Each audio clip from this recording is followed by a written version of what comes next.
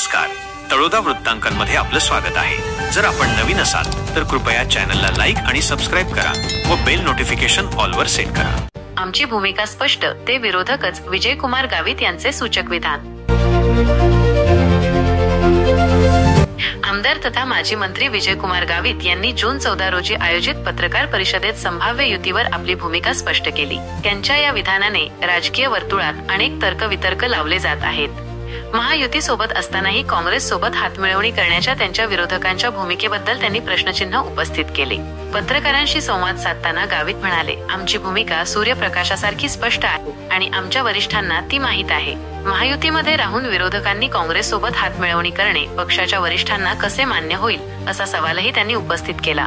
आमदार डॉक्टर गावित यांनी बोलताना सांगितले की ते लोक आमचे कालही विरोधक होते, आजही विरोधक आहेत असे ते ठामपणे म्हणाले। यामुळे आगामी स्थानिक स्वराज्य संस्थांच्या निवडणुकांमध्ये युती करण्याच्या शक्यतेवर त्यांनी एक प्रकारे पडदा टाकला। पुढील निवडणुकांबाबत बोलताना, पुढील निवडणुका आम्ही कशा लढणार हे आमचे ठरले आहे असे सूचक विधान आमदार डॉक्टर गावित यांनी केले। त्यांच्या या विधानामुळे जिल्ह्यात संभाव्य युतीबाबत किंवा स्वबळावर लढण्याच्या तयारीबाबत चर्चांना उधाण आले आहे।